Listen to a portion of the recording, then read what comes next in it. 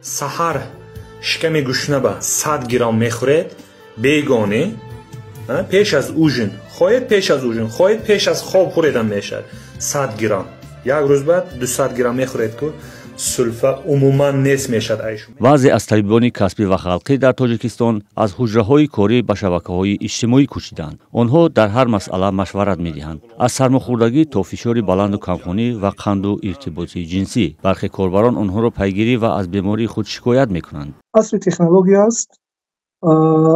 این کار درست است. در دولت‌های مترقی علاقه این چیز علاقه قبول شده است و یک مخصوص نظامنامه‌های معین هم دارن نسبت این کار. برای که در این کار یک اصول بسیار با ارزش اکنون می شود وقتی بیمار است.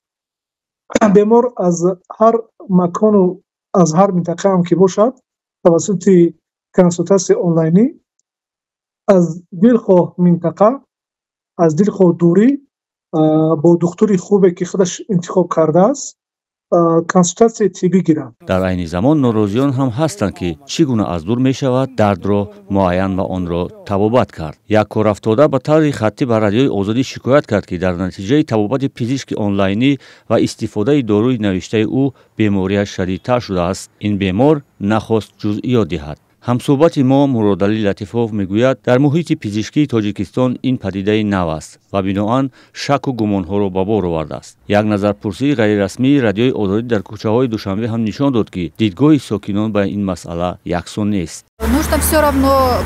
به هر حال باید به خلاصه کسانی گوش دهیم که از روی تخصص و در بیمارخانه ها کار میکنند. سلامتی این شوخی نیست. از این رو لطفاً تنها به پزشکان مراجعت کنید. کسی که معلومات ندارد چه حق دارد آدمان را طبابت کند؟ همه چیز باید برای بیمار دسترس باشد. بیمار باید سرتیفیکات را بیند، تخصص را بیند که آیا به این کس اجازه دادند تا دیگران را طبابت کند. در اینترنت قلبان بسیارند. من به چنین ها باور ندارم. یعنی دویره تاکیم. چرا مثلا ما با آنها باید به نظر شبهه نظر کنیم وقتی که اونا دیپلم دانشگاه طبی را در دست دارن؟ و من جانبدار این هستم که دکتران کسبی واقعا هم این کار را انجام بدهند، ولی فقط حتما باید تاکید کنن که مثلا شنیدن این نوار یا دیدن این نوار البته خوب است، لیکن شما اول باید با دکتر مراجعت کنید. Я, честно говоря, в интернете мало сижу. من راستش را گویم در اینترنت کم میشینم. با کارهای خانه مشغولم. در فضای واقعی شما با آدمان واقعی روبرو میشوید. اینجا آمدن نمونه خون میسپاریم. ما سبب‌های بیماری را میفهمیم و طبابت درست میگیریم. توسط اینترنت چخیل ممکن است طبابت تعیین کردن وقتی نتیجه های تشخیص معین نیست، بیماری معلوم نیست. مرادعلی لطیفوف هم میگوید طبیبان آنلاینی حق ندارند که تنها در اساس شکایت شفاهی بیمار با او طبابت تعیین کنند و دارو فرمایند.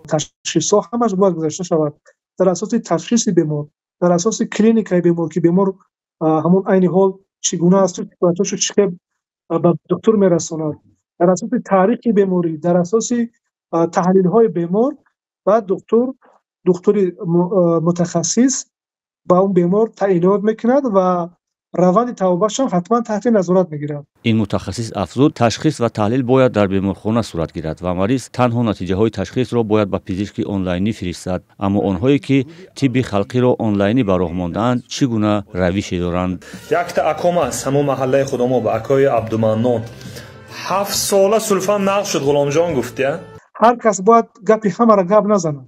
حالا از ما پیدا شدن شخصایی که دکتر نیستن اصلا درباره همه بخش طب صحبت میکنن، درباره همه بیماری ها صحبت میکنن و دارن توسط این سوتسیت ها و منیجرها گویا که همه بیماران را طبابت کرده ایستادند. به سبب از تاجیکستان رفتن شماری از متخصصان در بیمارستان های کشور صدها طبیب نمیرسد. تا ماه ایول امسال این شماره به 1600 نفر برابر بود. برخی گمان دارند که احتمال طبیبان آنلاینی این خالیگاه را پر کنند، اما در عین زمان در تاجیکستان برای معالجه نادرست و با مرگ رسانیدن بیماران جزا تعیین شده است. برای مثال سال 2023 پزشک رسول حاجیف را به آن گناهکار کردند که خطایش باعث به مرگ یک دختری نورس شد. خودش اعتراض کرد ولی دادگاه او را 6 سال از آزادی محروم نمود.